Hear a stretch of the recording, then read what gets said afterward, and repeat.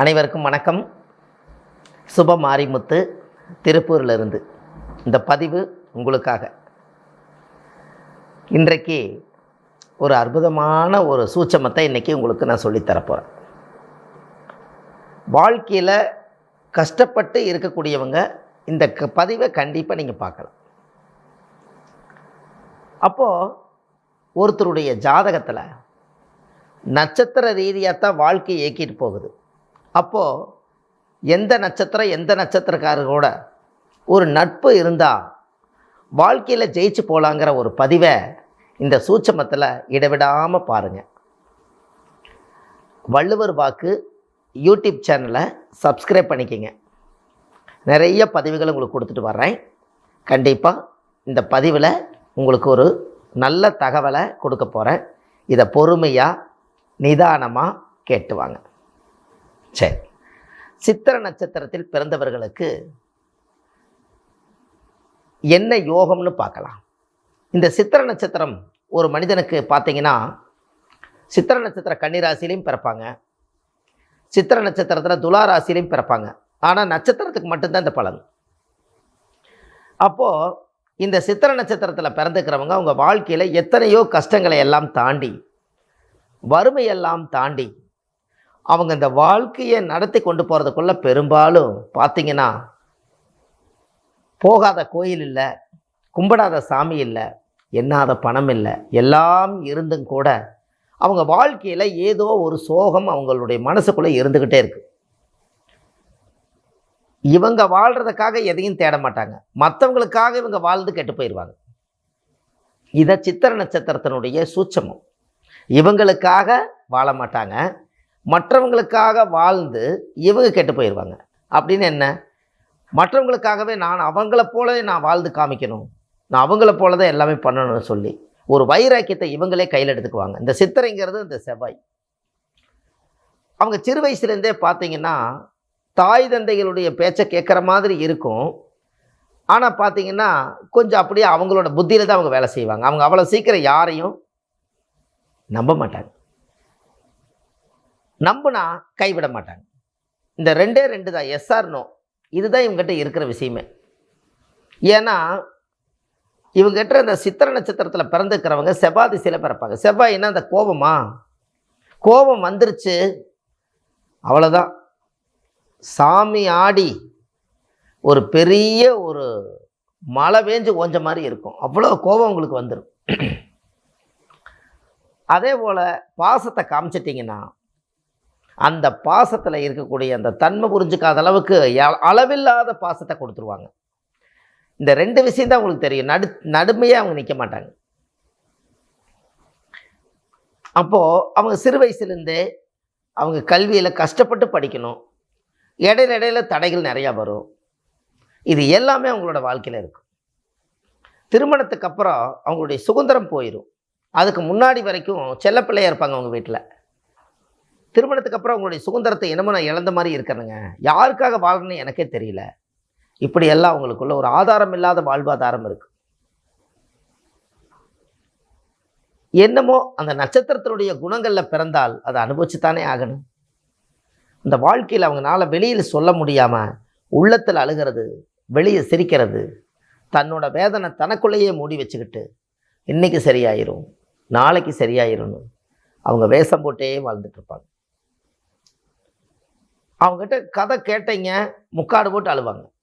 அவ்வளவு சோகத்தை மனசுக்குள்ளே நெஞ்சில் வச்சுட்டு தான் ஆணாக இருந்தாலும் சரி பெண்ணாக இருந்தாலும் சரி அவங்க ஒரு சில தவறுகள் பண்ணிட்டாங்கன்னா அந்த குற்ற உணர்வு அவங்களவே கொள்ளும். அதனால் அவ்வளவு சுலபமாக அவங்க தவறு செய்ய மாட்டாங்க. அப்படி தவறு செஞ்சாலும் அவங்க மாட்டிக்குவாங்க. அது ஒரு குழந்தை மாதிரி. சித்திரைனா செவ்வாய் ஊட பிறந்த சகோதரிகளுக்காக நிறைய செஞ்சு வாழ்க்கையில் கெட்ட பேர் எடுக்கக்கூடியவங்க. நல்லதுன்னு போனால் கெட்டது, அள்ளி கொடுத்தாலும் கள்ளின்னு கெட்ட பேர், உன் கை உப்பும் கூட உரைக்கலை, இந்த மாதிரி தான் சித்திர நட்சத்திரக்காரருடைய வாழ்க்கை இருக்கும். அப்பேற்பட்ட நட்சத்திரத்துக்கு இன்றைக்கி வாழ்க்கையில் எதையாவது ஒன்று பிடிச்சி நல்ல நிலைமைக்கு வரணும் இல்லைங்களா? அதுக்காக இன்றைக்கி ஒரு சூட்சம் என்னென்னா, அவங்களுக்கு யாரோ ஒருத்தருடைய அனுகிரகம் இருந்தால் தான் நல்லபடியாக வாழ முடியும். இந்த காலத்தில் மனிதர்களை நம்பலாமா நம்பக்கூடாதுன்னு அது உங்களுக்கு தான் தெரியும். ஆனால் இந்த நட்சத்திரம் சித்திரை நட்சத்திரத்தில் பிறந்துக்கிறவங்க உங்கள் வாழ்க்கையில் நீங்கள் நல்லா வரணும், எனக்கு தெய்வ அனுகூலம் என்னைக்கு கூடவே இருக்கணும், என் வாழ்க்கையில் நான் சம்பாரித்தது அனைத்துமே நான் பெரிய லெவலில் வளர்ந்து காமிக்கணும், வாழ்ந்து காமிக்கணும், இந்த சமுதாயத்தை நான் உயர்ந்து காமிக்கணும் அப்படின்னு சொன்னால் உங்களை தூக்கி விடக்கூடிய நட்சத்திரம், ஒரு பிரபலைப்படுத்தக்கூடிய நட்சத்திரம், உங்கள் கஷ்டத்தை எல்லாம் தீர்க்கக்கூடிய நட்சத்திரம் உங்களுக்கு இன்றைக்கி நான் சொல்ல போகிறேன். அப்போது அந்த ஜாதகத்தில் ஒரு தெய்வத்தினுடைய அனுகிரகம் இல்லாமல் எதுவும் செய்ய முடியாதுன்னு உங்களுக்கே தெரியுதல்லவா?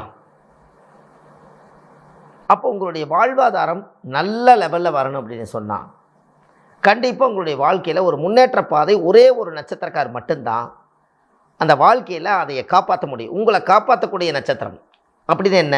துரோகம் செய்யாத நட்சத்திரம். உங்களுக்கு தெரியும் இல்லையா, துரோகம் செய்யாத நட்சத்திரம் எது அப்படின்னு உங்களுக்குள்ள ஒரு தேடல் இருக்கும் இல்லையா வாழ்க்கையில். அப்போ நீங்கள் தெரிஞ்சுக்கணும் அல்லவா, துரோகம் செய்யாத நட்சத்திரம் மூல நட்சத்திரம். அவங்க தனுசு ராசியில் பிறந்திருப்பாங்க. இந்த நட்சத்திரம் உங்களுடைய நட்சத்திரத்தை காப்பாற்றக்கூடிய நட்சத்திரம். இன்னும் சொல்லப்போனால் மூல நட்சத்திரமே உங்களுக்கு கிடச்சிருச்சு. ஆஞ்சநேயர் நட்சத்திரம், ஆஞ்சநேயர் அதில் பிறந்தார். ராமருக்கு நிறைய கஷ்டங்கள் இருந்தது, அவர் பக்கத்தில் இருந்து நிறைய உதவிகள் செய்திருக்கிறார். அவர் பக்கத்தில் இருக்க வரைக்கும் ராமர் மானசீகமான சீடரே ஆஞ்சநேயர் தான். அப்பேற்பட்ட நட்சத்திரம் தான் சித்திர நட்சத்திரக்காரர்களுக்கு துரோகம் செய்யாத நட்சத்திரம். உங்களுக்கு ஒன்று தெரியுமா, வாழ்க்கையில் யாரோ ஒருத்தர் நல்லவங்களை சந்திக்கணும் அப்படின்னா சித்திர நட்சத்திரக்கார சந்திங்க. அவங்களுக்கு ஒரு காப்பி வாங்கி கொடுங்க, ஒரு சாப்பாடு வாங்கி கொடுங்க, அவங்களுக்கு ஒரு ட்ரெஸ் எடுத்து கொடுங்க, அவங்கள ஒரு நட்பு ரீதியாக பாருங்கள், அவங்கள வீட்டில் கூட்டிகிட்டு வந்து சாப்பிட வச்சு அவங்களுடைய பவரை நீங்கள் வாங்குங்க. இது எல்லாமே ஒரு காரியத்துக்கு போகிறீங்க, அவரை கூட்டிகிட்டு போங்க. ஒரு பெண்ணாக இருந்தாலும் சரி, ஆணாக இருந்தாலும் சரி, மூல நட்சத்திரக்காரை கூட்டிகிட்டு போயிட்டு வாங்க. வாழ்க்கை எப்படி இருக்குன்னு பாருங்கள். அவங்க காலையில் எழுந்திரிச்சு நல்லா இருக்கிறீங்களா, ஒரு காலை வணக்கம், சாப்பிட்டீங்களா, இதெல்லாம் கேட்டு பாருங்கள். அவங்ககிட்ட இருந்து அந்த பவர் வந்துக்கிட்டே இருக்கு. இதெல்லாம் நட்சத்திர கோலாட்டத்தில் ரகசியமாக பதுக்கி வச்சிருக்கக்கூடிய சொற்கள் இதெல்லாம். இந்த நட்சத்திரம் இந்த நட்சத்திரத்தோடு சேர்ந்தால் அந்த வாழ்க்கையை சரிப்படுத்தி பெரிய லெவலில் கொண்டு போய் விடக்கூடிய நட்சத்திரம் தான் மூல நட்சத்திரம். அப்போ இந்த சித்திர நட்சத்திரக்காரர்களுக்கு இத்தனை காலமாக தெரியாமங்கோ நீங்கள் வாழ்ந்திருக்கலாம். ஆனால் தெய்வ அனுகூலம் நட்சத்திரம். எங்கேயாவது ஒரு குலதெய்வம் கோயில் போகிறீங்க, ஒரு கூட கூட்டிகிட்டு போகிறீங்க, தெய்வ அனுகூலம், தெய்வமே கூட வருமா. உங்களுடைய கர்ம வினை தீர்க்கக்கூடிய நட்சத்திரம் மூல நட்சத்திரமே. அப்போது மூல நட்சத்திரத்தில் பிறந்திருக்கிறவங்களை நம்ம பகைச்சிக்கக்கூடாது, அவங்க அடிக்கக்கூடாது.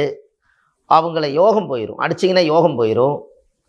அவங்க கஷ்டத்தில் இருந்து அவங்க வெளியில் வந்தால் வாழ்க்கையில் கண்ணை தொடச்சி விடுறது அவங்க தான் உங்கள் வாழ்க்கையில். அப்போ எப்படியெல்லாம் உங்களோட வாழ்க்கையில் நீங்கள் சரிப்படுத்தக்கூடிய இது இருக்குது பார்த்தீங்களா? எல்லாமே நிறைய விஷயங்கள் இந்த உலகத்தில் நிறைய நீங்கள் தெரிஞ்சுக்க வேண்டிய விஷயம் நிறைய இருக்குது. அன்றைக்கி சாஸ்திரத்தை நம்பித்தான் இந்த உலகமே இயங்குச்சு. அதில் 27 நட்சத்திரம் தான் இறைவனுடைய அருளால் கடவுள்கிட்டேருந்து வந்து இந்த பூமிக்கு வந்து சேர்ந்த நட்சத்திரம் 27 தான். இந்த 27 நட்சத்திரத்தில் யார் யார் எந்தெந்த நட்சத்திரத்தோட நட்பு வச்சுக்கலாம், ஏதோ ஒரு பார்ட்னர் போடலாம், தொழிலில் வரலாம், வாழ்க்கையில் வரலான்னு தெரிஞ்சுக்கக்கூடிய இந்த நட்சத்திர சூட்சமம் தான் இந்த தெய்வ அனுகூல நட்சத்திரம்.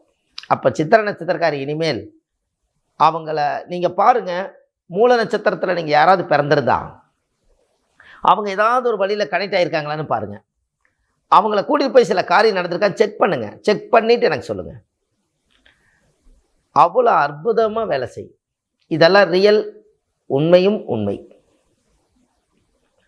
இப்போ இனிமேலாவது உங்களுடைய வாழ்க்கையில் யாரை பிடித்து கொண்டு போனால் நம்ம காரியம் சக்ஸஸ் ஆகும் அப்படிங்கிற ஒரு விஷயத்தை இன்றைக்கி நீங்கள் உள் வாங்கி வச்சுக்கிட்டு, இது நிறைய பேர் சித்திர நட்சத்திரத்தில் பிறந்திருப்பாங்க, மற்றவங்களுக்கு இது வேறு மற்றவங்களுக்கு இது பொருந்தாது.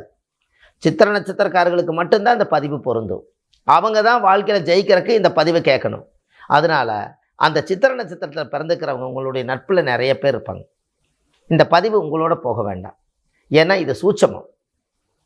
கிட்டத்தட்ட எத்தனையோ ஆண்டுகளுக்கு பிறகு பழைய நூல்களில் ரகசியமாக சித்தர்களும் முனிவர்களும் ரிஷிமார்களும் பழைய ஓலையிலிருந்து எழுதி அதை தமிழாக்கம் பண்ணி அதன் மூலியமாக உயிரோட்டமாக இன்றைக்கி இந்த நட்சத்திரத்தை பற்றி சொல்கிறதுக்கு கடவுளுக்கு ஒரு நன்றி சொல்லிவிட்டு உங்களுக்கு நான் அந்த பதிவை கொடுக்குறேன். அது உங்களோட இருக்கக்கூடாதுன்னு எதுக்காக சொல்கிறேன்னா, இந்த உலகம் ரொம்ப பெருசு. நீங்கள் மட்டும் சித்திரை நட்சத்திரத்தில் பிறந்திருக்க மாட்டீங்க. இன்னும் எத்தனையோ பேர் உங்களை சார்ந்தவங்க இருப்பாங்க. அவங்களுக்கும் இது தெரிஞ்சால் அவங்களும் மூல நட்சத்திரக்கார ஒரு நட்பு வச்சு அவங்க வாழ்க்கையிலையும் வெற்றி அடைஞ்சதுக்கு இதுதானா காரணம்னு இதை வச்சு தெரிஞ்சுக்குவாங்க இல்லைங்களா? அதனால் கண்டிப்பாக நீங்கள் இந்த நட்சத்திரத்தை நீங்கள் ஒரு அற்புதமாக அவங்கள பகையில்லாமல் ஒரு நட்பு நட்சத்திரமாக வச்சுக்கொண்டு அவர்களுடைய வாழ்க்கையில் இவங்களை பிடித்துட்டு போனால் நம்மளுடைய மன வாழ்க்கை நல்லா இருக்குங்கிறத நல்லா உணர்ந்து இதை கண்டிப்பாக செய்யுங்க. உங்களுடைய வாழ்க்கையில் இந்த நட்சத்திரத்தினுடைய பரிகாரங்கள் நிறைய சூட்சமங்கள்லாம் இருக்குது. இந்த சித்திரை நட்சத்திரக்காரர்களுக்கு வாழ்க்கையில் 2-3 கர்ம வினைகள் இருக்குது. அந்த கர்ம வினையெல்லாம் அந்த ஜாதகத்தில் தான் இருக்குது. அது எல்லாம் உங்களுக்கு தனிப்பட்ட முறையில் அந்த கருத்துக்களெல்லாம் நான் உங்களுக்கு நிறைய பதிவுகள் கொடுக்குறேன்.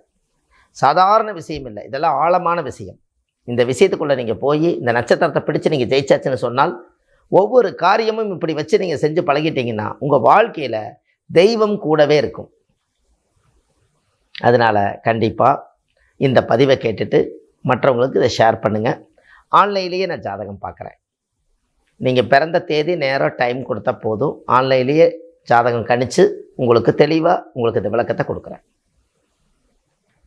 வள்ளுவர் வாக்கு அப்படின்னு யூடியூப் சேனலில் போனீங்கன்னா ஒரு 1000கணக்கான பதிவுகள் நிறைய கொடுத்துருக்கேன். ஒரு ஜாதகத்தை எப்படி துல்லிதமாக கணிச்சு வாழ்க்கையில் நீங்கள் உங்களை பற்றி நீங்களே தெரிஞ்சுக்கிறதுக்கு என்ன வழின்னு அந்த பதிவில் 1000 விதமான பரிகாரங்கள் நிறைய கொடுத்துருக்கேன்.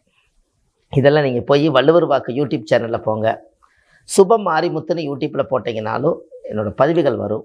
இதெல்லாம் கேட்டுக்கொண்டு உங்கள் வாழ்க்கை நலமாக வாழ வேண்டும் என்று சொல்லி அடுத்த பதிவில் உங்களை சந்திக்கிறேன். உங்கள் அன்புள்ள சுப மாரிமுத்து. நன்றி, வணக்கம்.